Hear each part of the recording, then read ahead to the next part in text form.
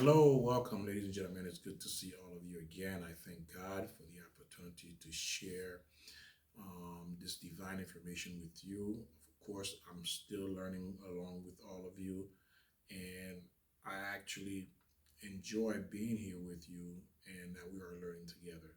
Remember, this is something God has commanded all of us to do. And what is that commandment?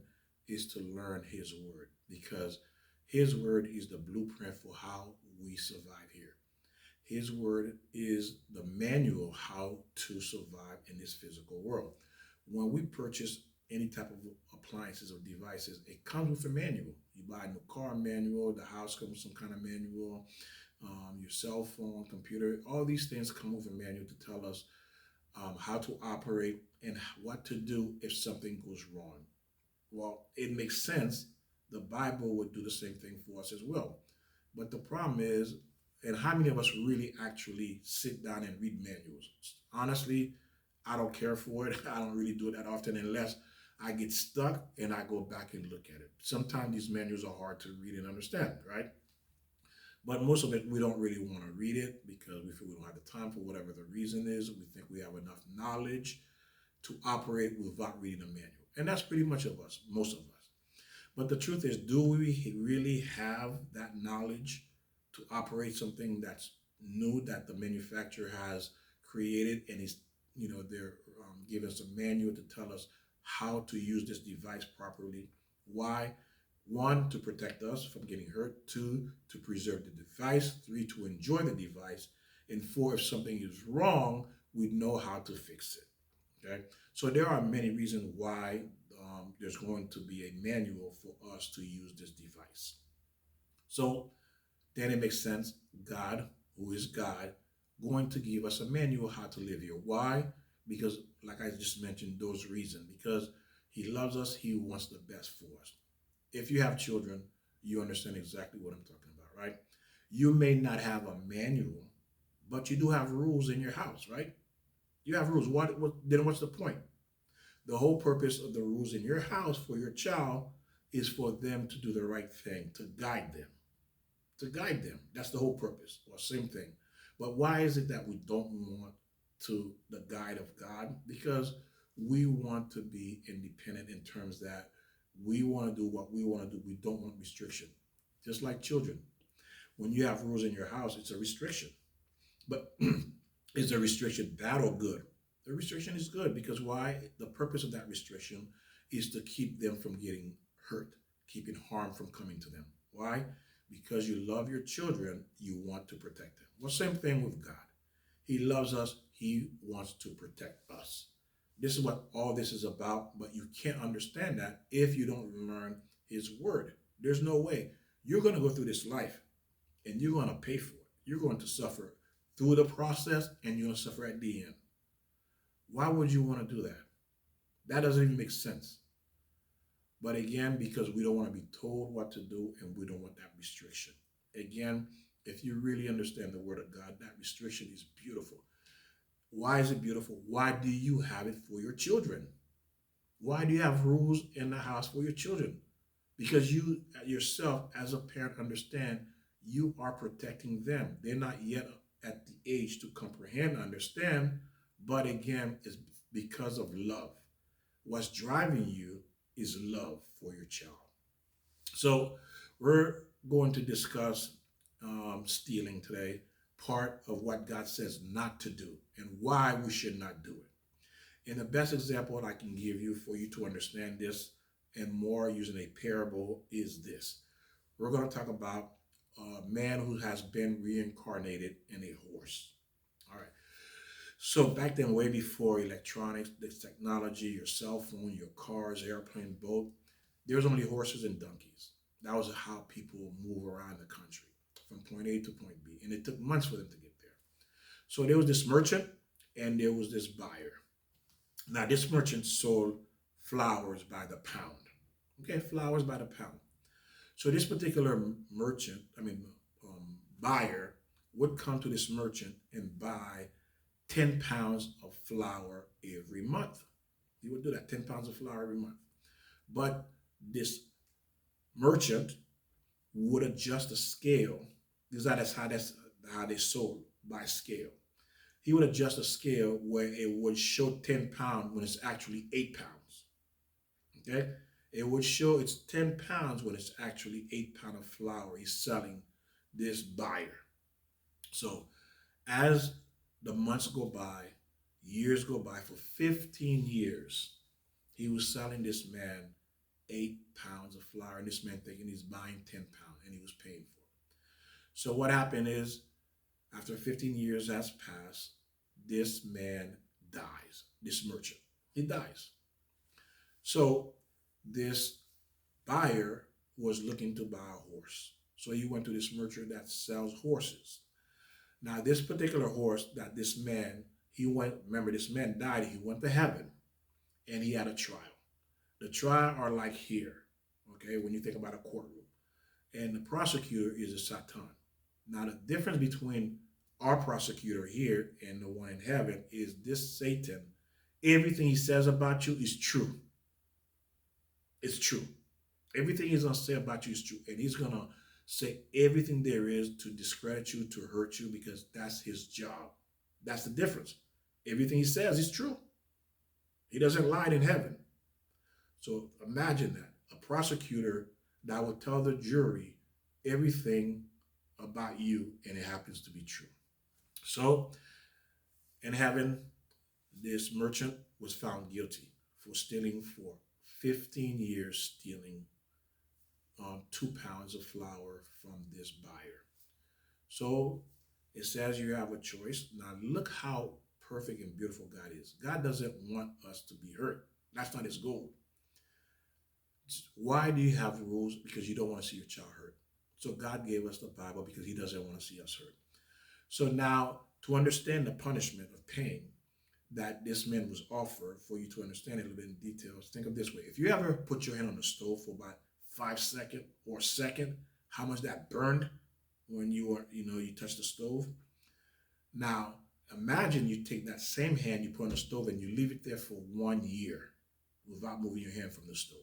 Imagine, you can't even imagine that kind of pain for 1 year, right? So that 1 second of pain touching the stove is like being here on earth. That 1 year keeping your hand on the stove without ever removing it for 1 year is like being in hell. Okay? So God says you have a choice. But he didn't give him the choice because because you love your child, you're going to give them the least punishment, right? Most parents don't want to give their children the maximum punishment. They want to give them the least punishment because they feel the least punishment will get their point across to that child. That's what we're going for. That's what we're hoping for, right? So God says, son, I love you. I could give you 1 year like that, or I can give you 5 seconds. So I'm going to reincarnate you, bring you back to the world. But I'm going to put you in a horse. So he put him into this horse. Now, the merchant who had this horse, nobody would buy him because this horse, anyone who came around, he was completely violent. Completely kicking, throwing people off, kicking people. I mean, everyone was scared to get near this horse. So this merchant did not know what to do with this horse, but he kept him because it was hoping one day I can sell this horse, get this horse off my hands. So now this buyer needed to buy a horse. He needed to purchase a horse. So he went to this merchant, and the moment he came to the front where they had that barrier to keep the horses from crossing. He stood there and the horse walked up to him.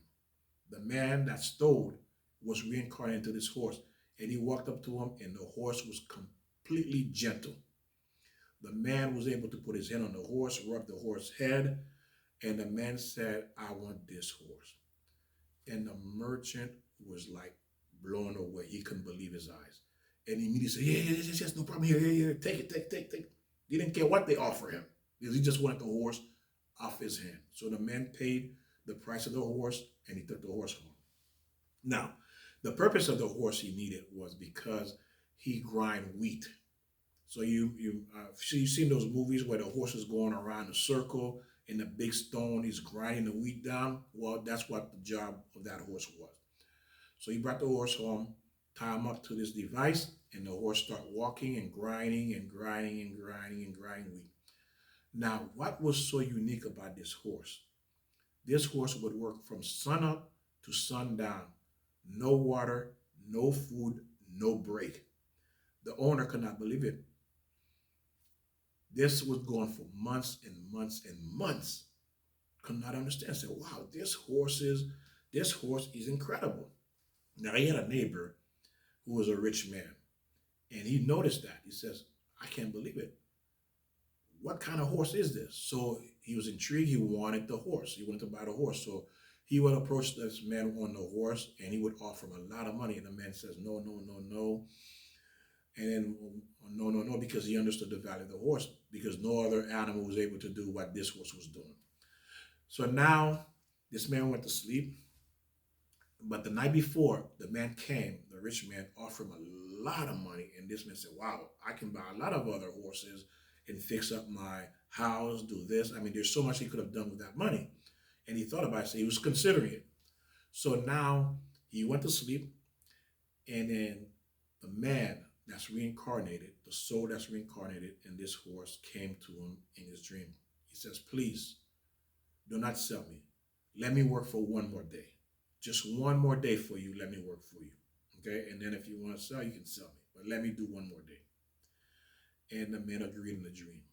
But he woke up, he felt strange. Said, wow, that was just incredible. It felt real. So the horse worked one more day. At the end of that day,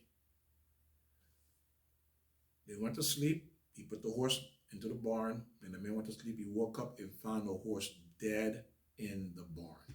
Dead. Why? Because the horse paid his debt back.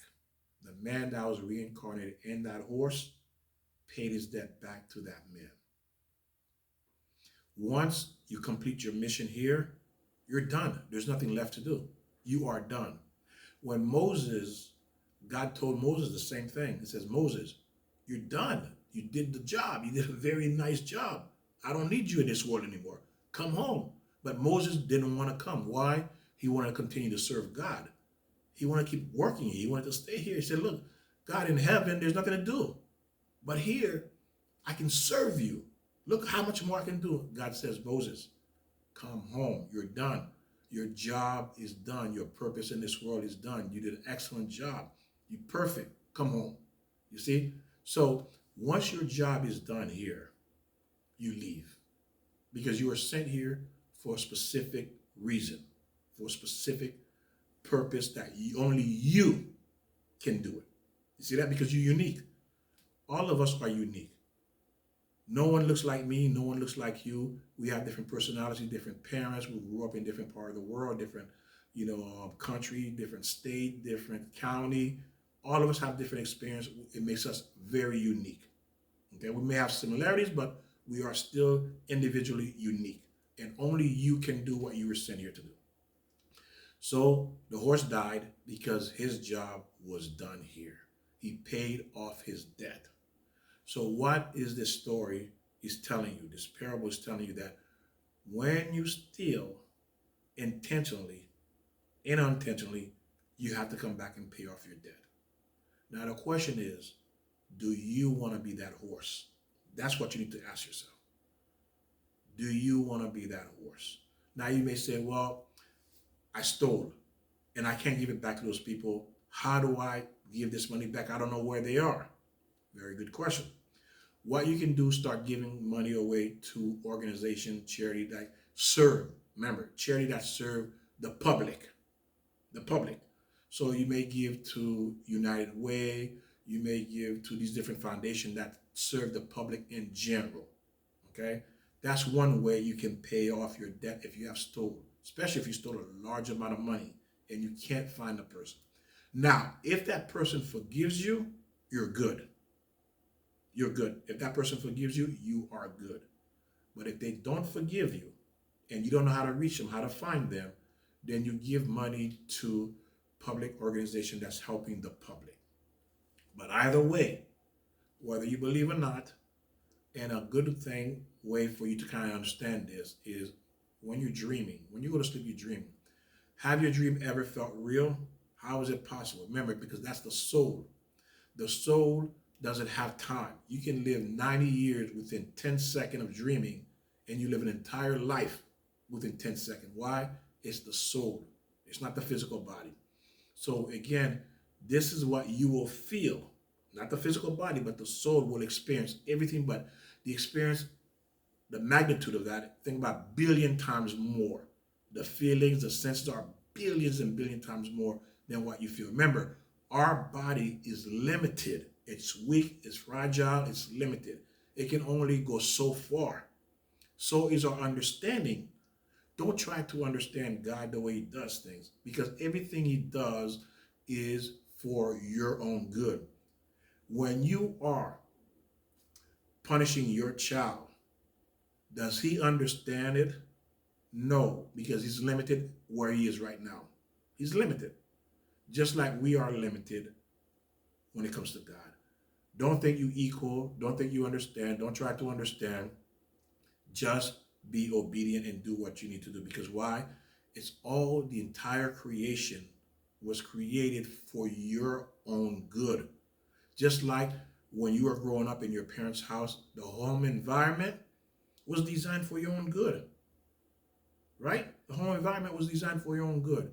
So again, ladies and gentlemen, you have to remember, everything God does is for you. Look how beautiful he is. Look how beautiful and perfect.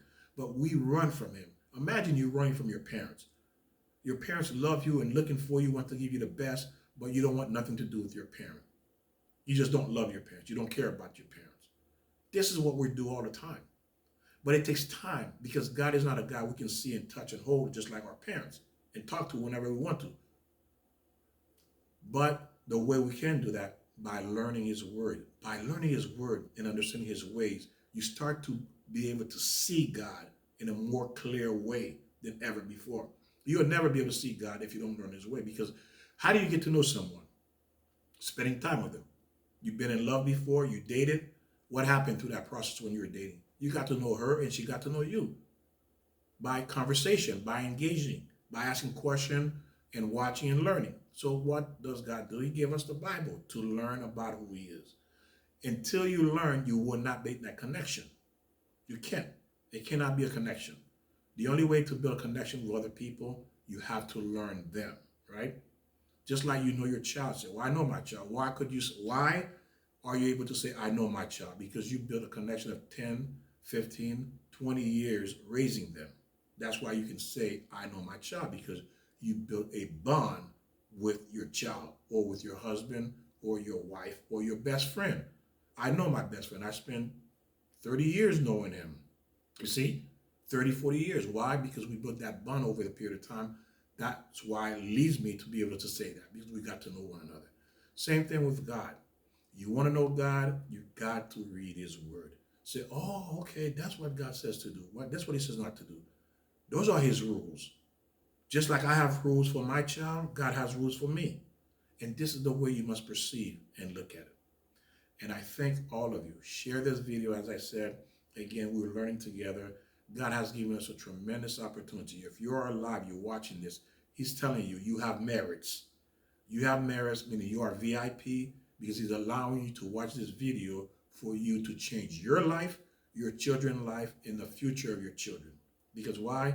No one will succeed without knowing how to function in this physical world. We need that Bible, which is the blueprint, which is the plan that the designer has created for us to use to guide us, to help us operate these devices. I thank you, and God bless. I'll see you next time.